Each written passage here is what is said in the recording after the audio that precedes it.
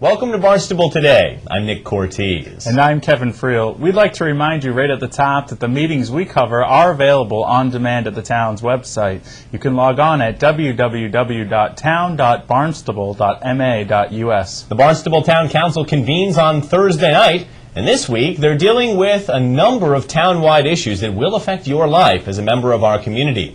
To preview the upcoming meeting, we sought out some insight from our town administration.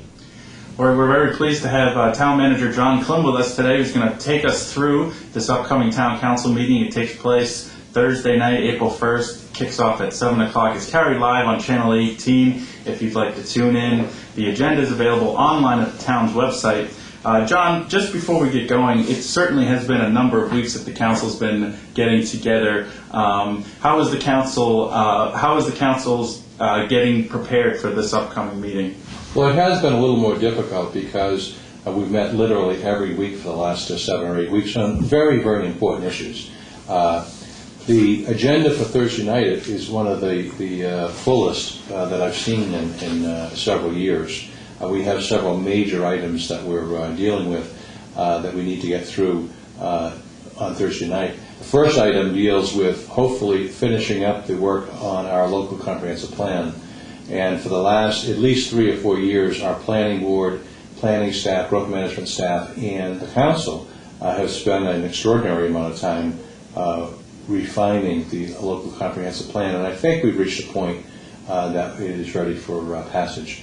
It thereafter goes over to the Cape Cod Commission for their approval as well. But a lot of people have spent a lot of time on that. It would be good to see it completed, because then we have probably the more difficult job of implementation of the plan thereafter.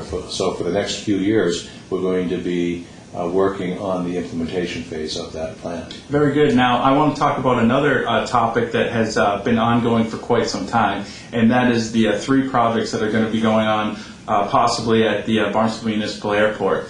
And I'd like you to sort of take us through how the appropriation order got to where it is today, and where the council is seeing this project right now. Well, we worked long and hard on this, on the project of the new terminal. And back in 2007, the Airport Commission appeared before the Town Council, and the Town Council gave their conditional approval of the terminal project, but it had 19 conditions that had to be met. Everything from completing a master plan to making sure that the business plan was functional. So the Airport Commission and staff have worked long and hard, and we finally reached a point where I think there's some comfort on the part of the council to go ahead with the project. It's mostly funded through state and federal funding, and obviously will bring a lot of jobs in the construction phase. So it's something that will be a boon to the community. But we wanted to make sure that there was a contingency plan if any of the state and or federal funding dried up. And so they have agreed to pledge some assets in that case. And I think many people now feel that those concerns have been dealt with. I want to talk now about the Highness Youth and Community Center. They need a special account to be set up for gifts and donations to be given to the HYCC. Has there been any gifts, contributions made thus far, and where do you see this going into the future? We're receiving revenues in 2 areas. One is through normal advertising. If you've been over to the youth center, which I know you have, local businesses and other entities have purchased banners and the like for advertising, and so we're getting some really good revenue in that regard. But we also have a good number of very public-spirited citizens who have contributed to the Youth and Community Center. So we need to set up a gift account so that when someone like Dave Mugar and his family from Katuitt comes forward and donates incredibly generously to the Youth Center, that we are able to receive those contributions. Very good. Now, a large portion of this agenda, which is quite long, over 50 pages, is taken up by the Capital Improvement Program orders. And could you take us through what this means for this year, and what the improvements will where they go forward from here. In the town of Barnstable, like every town, there are two types of budgets. There's the normal operating budget, and then we have a capital budget, which are major projects, fixing buildings, working on roads and infrastructure and the like. And so every year we present to the council a capital budget. It has tended to be in the $5 to $7 million range every year. Several years ago, the town council very wisely began a long-range public roads program, and that takes up about half of the entire capital funding. We have many, many miles of roads in the town of Barnstable, and we need, obviously, an annual program to keep those roads up to in working condition. And so every year about half of the capital plan is used for public roads in town. We also tend to grant to the school department anywhere from $500,000 to $1 million a year for their routine building maintenance and projects. You might have to replace a boiler, or might have to replace a roof on one of their schools, whatever the case may be.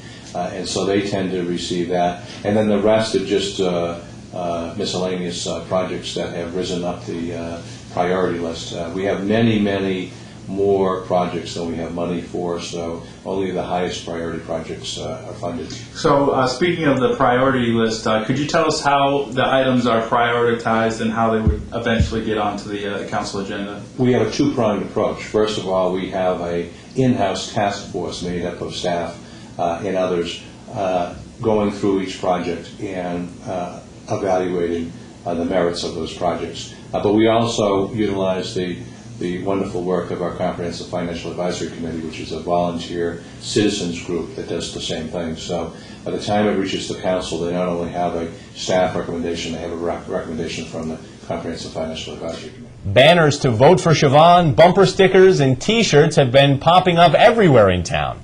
Kevin then asked the town manager to give his thoughts on the large outpouring of community support for our local American Idol contestant, Siobhan Magnus. So if you'd let me to indulge you just for a moment here, we only have a short time left. Later on this evening, Barnstable's Siobhan Magnus is going to be on the elimination night of American Idol, and I'd just like to get what your perspective has been on the show and where it's going in Siobhan and what it means to the community. It's been a really exciting time for every resident in the town of Barnstable. We're filled with pride at Siobhan's progress. She performed last night, and we all hope that and expect that she'll go all the way in this. But it's been a real infusion of excitement here in the town of Barnstable, and everyone in town hall and everyone in town is out there rooting for Siobhan. So we certainly wish her the best. The council remains extremely busy and will take up the public hearings on the capital improvement project at its next scheduled meeting, which is April the 15th. Thursday's 7 o'clock town council hearing is the final meeting for the week. So that means all there is to do is to say so long. For Kevin Friel, I'm Nick Cortese. We'll see you next time on Barnstable Today.